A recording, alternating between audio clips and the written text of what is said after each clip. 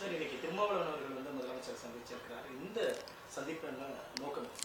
அமெரிக்காவிலிருந்து அவர் திரும்பி வந்த பிறகு இன்றைக்கு அவரை சந்தித்து வாழ்த்து சொல்வதற்காக வந்திருக்கிறார்.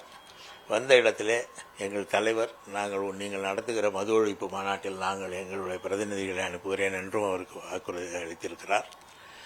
மற்ற பிரச்சனைகள், சில பிரச்சனைகள், வெளியே எழுத பிரச்சனைகள், அவையெல்லாம் தேர்தல் நேரத்தில் பார்க்க வேண்டியவை, இப்பொழுதே முடிவெடுக்கக்கூடியவை இல்லை. இது தேர்தல் நேரத்தில் பேசிக்கொள்ளலாம். திருமாவளவனே சொல்லிவிட்டார், அது தேர்தல் நேரத்து பிரச்சனைகள், சில ஊடகங்கள் அதை பெருத்துப்படுத்துகிறார்கள், அது இப்பொழுது அவசியமில்லை என்று அவரே சொல்லிவிட்டார். எனவே இது ஒரு மரியாதை நிமித்தமான அமெரிக்காவிலிருந்து திரும்பி அங்கே முதலீடுகளை ஈர்த்து திரும்பிய தமிழக முதல்வருக்கு வாழ்த்து சொல்வதற்காக வந்த இடத்தில் இந்த சின்ன பிரச்சனைகளுக்கும் ஒரு முடிவு கண்டுவிட்டு சென்றிருக்கிறார். இப்போ நீங்க திமுக சார்பில் நீங்களும் அரசு பாரதி அவர்களும் பங்கேற்கிறீங்க. அதே நேரத்தில் அதிமுக இருந்து யாராவது பங்கேற்றா நீங்க பங்கேற்கிறீங்க? எங்கள் பேரை அறிவிச்சிட்டாங்க, நாங்கள் பங்கேற்க போகிறோம். அதில் ஒன்றும் மாற்று கருத்து கிடையாது. அதிமுகலேருந்து யாராச்சும் வராங்கன்னா வரட்டும், அதை பற்றி எங்களுக்கு அவங்க நடத்துகிறாங்க.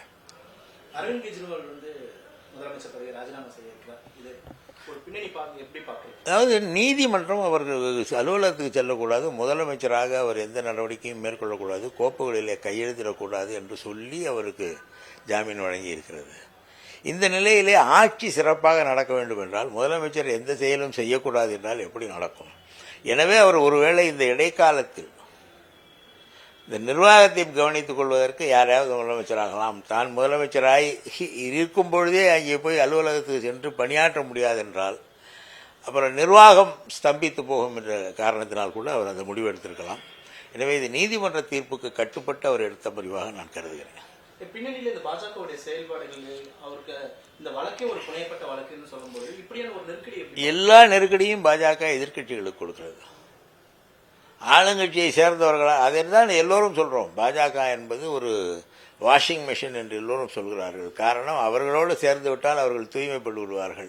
பாஜக என்பது இங்கே ஒரு அரசியல் நாடகத்தை நடத்துகிறது. எதிர்க்கட்சிகளை எப்படி அழிப்பது என்று திட்டமிட்டு தனக்கு வேண்டாதவர்களுக்கு தண்டனை பெற்று தருவதில் முன்னின்று நிற்கிறது, தனக்கு வேண்டியவர்களை காப்பாற்றுவதிலும் முன்னின்று நினைக்கிறது. ஊழல் என்பது இல்லாமல் இல்லை. மிகப்பெரிய ஊழல் பட்டியலே எங்களால் பாஜக அரசின் மீது கொடுக்க முடியும். பல பாலங்கள் இடிந்திருக்கின்றன, சாலைகள் இடிந்திருக்கின்றன. இவர்கள் பெருமைப்பட்டுக் கொள்ளும் ஒவ்வொன்றும் அதில் சேதம் வந்திருக்கிறது மிக குறுகிய காலத்தில் என்றால் அங்கேயெல்லாம் ஊழல் இருக்கிறது என்றுதான் பொருள். அது பற்றியெல்லாம் பேச மாட்டார்கள் அவர்கள். மற்றவர்களுடைய ஊழலை மட்டும் பெரிதாக எடுத்து பேசுவார்கள்.